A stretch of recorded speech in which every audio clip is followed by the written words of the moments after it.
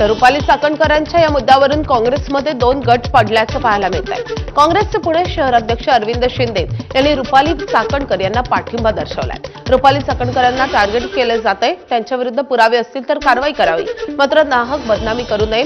पाद्यपूजा करण्यात काहीही गैर नाही, तो परंपरेचा भाग आहे, अशी प्रतिक्रिया अरविंद शिंदे यांनी दिली आहे। तर वेळ पडल्यास रुपाली चाकणकरांना काँग्रेस पक्षात घेण्याची शिफारस करेन, असंही अरविंद शिंदे यांनी म्हटलंय।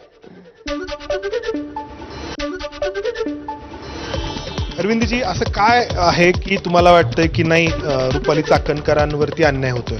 एखाद्या चांगल्या कार्यकर्त्याला बदनाम करायचं आणि मग त्याचा राजीनामा घ्यायचा, राजकारणात न उठवायचं, हे षडयंत्र स्पष्टपणे दिसतंय। आमचं म्हणणं आहे कॅप्टन खराताबद्दल आक्षेप आहे, त्याच्यावर कडक कारवाई करा ना, पण कॅप्टन खरातला बाजूला ठेवला आणि काही संधी साधू काही नेते जण त्या रुपालीताई चाकणकरांना टार्गेट करून त्यांच्या राजीनामा मागल्याने खरातचे दुष्कर्म सरळ होणार आहेत का? नाही होणार। आणि जो काही व्हिडिओ आम्ही सकाळपासून पाहतोय ते पाद्यपूजा करत असताना आक्षेपार्ह काय वाटतं? या भारतातले 90% लोक गुरुपौर्णिमेला पाद्यपूजा करतात आपापल्या गुरुचे। मग आमचं म्हणणं आक्षेपार्ह कोणता विषय होता ज्याच्यावर तुम्ही त्यांचा राजीनामा मागताय? आणि त्यांच्याच बरोबर अनेक दुसऱ्या पक्षाच्या नेत्यांचे सगळे उभे राहिलेले त्यांच्याबरोबरचे फोटो आहेत, त्यांचे संबंध आहेत। स्वतः राऊत साहेब पण म्हणले अनेकांचे संबंध आहेत, मग त्यांचा राजीनामा मागणार का?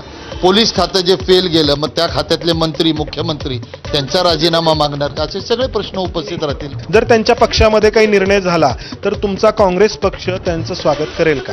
मी परत आपल्याला सांगतो, काँग्रेस पक्षामध्ये घेण्याचा अधिकार एकूण मला नाही, पण नक्कीच रुपालीताई चाकणकरांना काँग्रेस पक्ष जर तिथं असं होणार नाही, मी परत आपल्या माध्यमातून सांगतो, सुनेत्राताई वहिनींना सुद्धा विनंती करणार आहे की अशा दबावापोटी की असं कोणत्या एखाद्या कार्यकर्त्याची बदनामी करून त्याला काढू नका, त्याला राजीनामा तर घेऊ नका।